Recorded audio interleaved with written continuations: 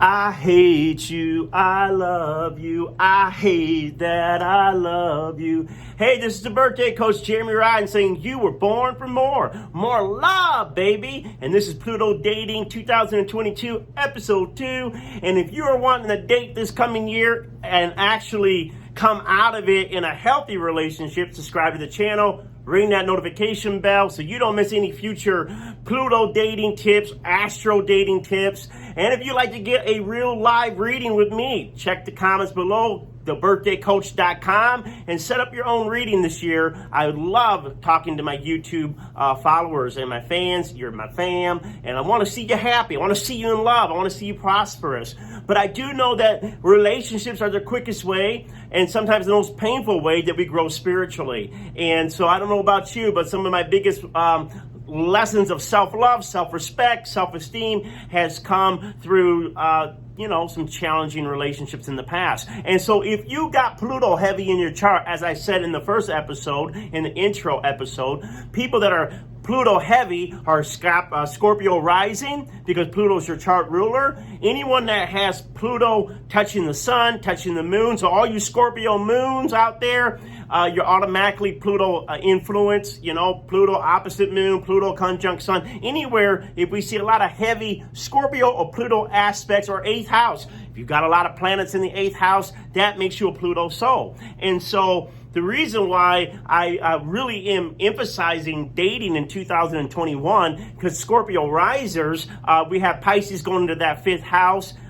which is the house of romance. It's the house of dating. And I would like to see people successfully dating in 2022. Now, I'm not necessarily talking about getting married. Scorpio, Pluto people, I know we're looking for that soulmate connection, that deep, the one. But that's not what I'm talking about. This coming year, we're looking more about dating. A lot of times what happens with Pluto, we're so extreme. We go so fast. We don't know how to pace ourselves. People get scared. People freak out. People pull back. And we feel neglected. We feel like we're not getting nearly enough back to what we're putting into it. So pacing ourselves is always a good thing, Pluto. It's always a good thing, Scorpio. It's always a good thing, 8th house person, to learn to pace yourself and not get frustrated because you think someone isn't as desiring or as open as you are. Because you naturally, now we know Pluto is like cold, it's shut off. But naturally, when you do decide to connect to someone, quite open, which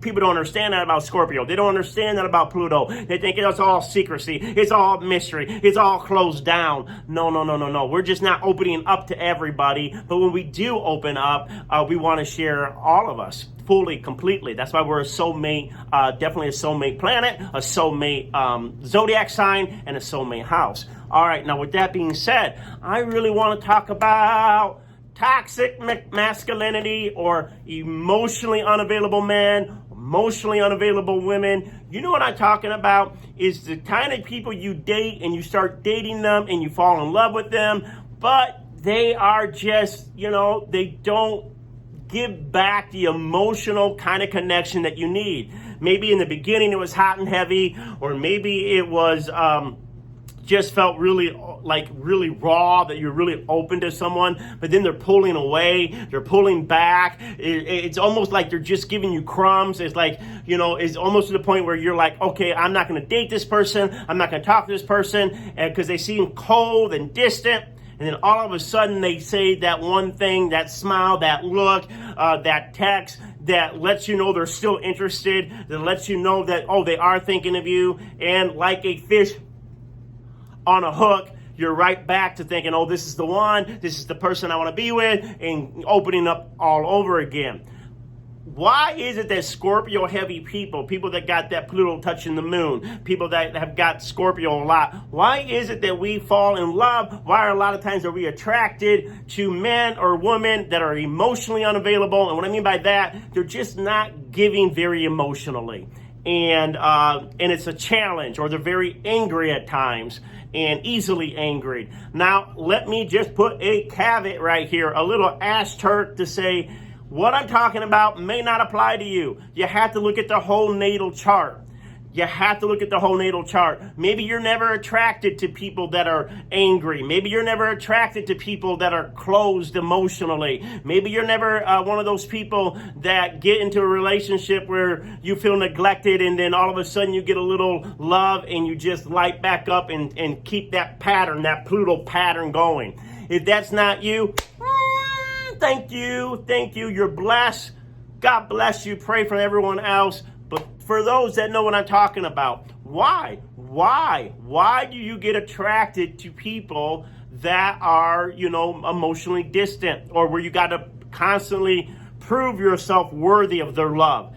It's going to, especially if you're a Scorpio moon, especially if that Pluto is touching your moon, because a lot of times growing up in childhood, there's a parent, there's a mother, there's an authority figure, a system that you constantly had to emotionally support, emotionally be the grown-up, emotionally take care of. If you got that Pluto opposite moon, Pluto touching the moon, then what we see is your authority figures were distant and cold at times. I mean, hot and cold. One minute they love you, you're doing exactly what they want, but when you're not doing exactly what they want, they just get cold.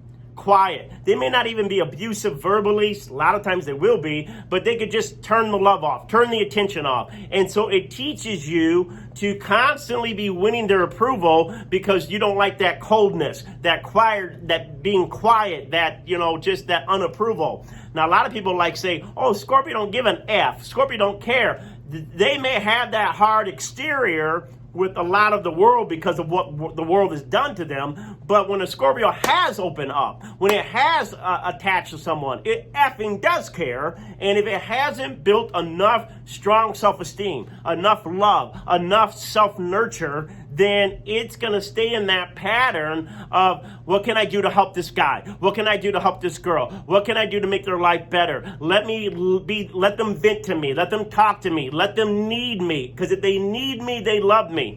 Just because they might need you doesn't mean they love you. Put that on your Facebook quote. Put that on your Twitter. Put that on your Instagram. Quote the birthday coach right now. Just because they need you does not mean they love you.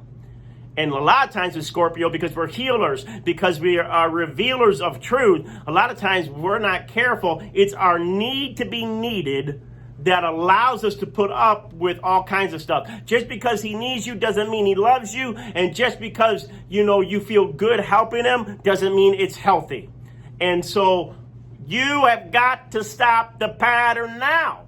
You got to stop the pattern now. What do I mean by this? I mean by this. When you start dating in 2022, you go on a few dates, 2 or 3 dates, a week or two. If he or she starts pulling that quiet crap where they're going quiet on you, where they're just distancing and making you not sure where you stand, you need to know that's a red flag. You need to know that might be an immature person. You need to know that this might be the pattern of you trying to prove that you're worthy of just a morsel of love, just a little bit of attention to keep you going a little longer, listening to all their crap. Now, in all dating, there is a push and a pull. Meaning in all dating, when you start getting to know somebody, oh, we're hot and heavy, then sometimes you get a little distant. You're unsure, you're not feeling it. That's common in all dating. I'm not talking about the common push and pull, kind of like not sure. That happens no matter who you're dating. I'm talking specifically when you see that the pattern, and I know I'm screaming,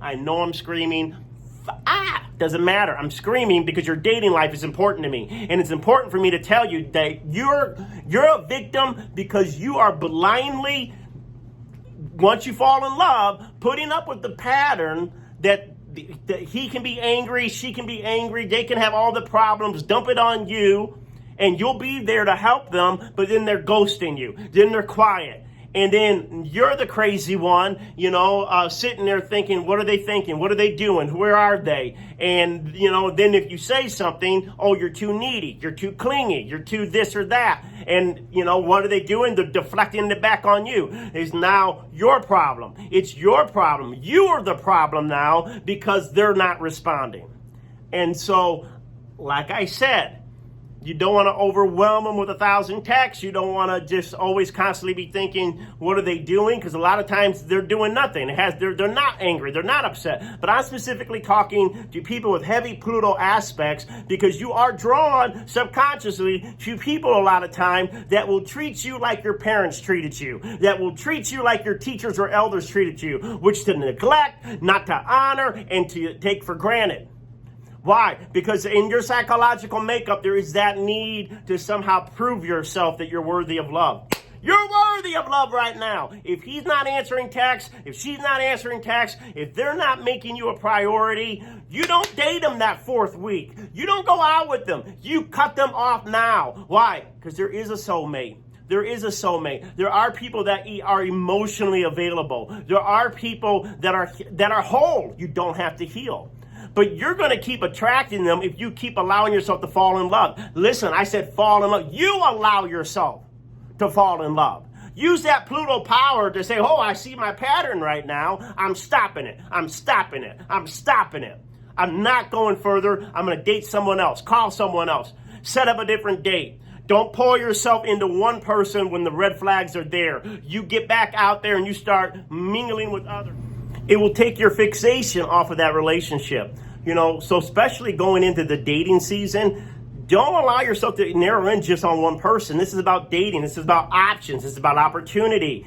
We're such a fixed sign with heavy Pluto. You can fixate on, one person and begin to fixate that leads to fantasy that's not reality. I fixate on him and then I fantasize about him. But if the red flags are there that he's not emotionally healthy or available, or he's doing all of that, everything's your fault, you're the problem, instead of dealing with behaviors in the relationships, just get rid of them. There are way too many people out there that are healthy, that are, whole.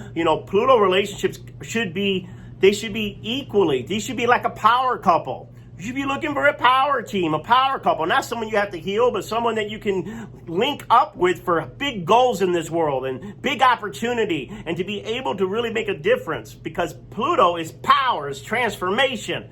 So you should be in a relationship that makes you feel powerful, that makes you feel like your best self, that you're helping each other to improve personal growth and really living your best lives. And, if they're not in that higher active of wanting to do something with their life, wanting to be someone, wanting to make a difference in the world, don't date them. Don't date them. You're not going to date people that are in the cesspool. If you're lowering your expectations on the first or 2 dates and you fall in love with them, it's your fault. You stay on Pluto's that phoenix. It's that high, high, high. Don't look for potential in men. You look for men that already have a purpose. I say it again. Don't look for the potential of the man you're dating. You look for a man that already has a purpose, that's already up there flying and soaring. And get among those men. Get among those women. They're the ones you want to date, not the people that need you as a therapist. All right, I can go on and on and on. Pluto dating 2022. What am I saying? If they're showing that, that emotionally unavailable, don't put up with it. It is your nature to get in the pattern of putting up with that. Don't do it. Catch yourself now. Go to the next person that is not a potential, but it's actually shows promising purpose of the two of you coming together. Namaste.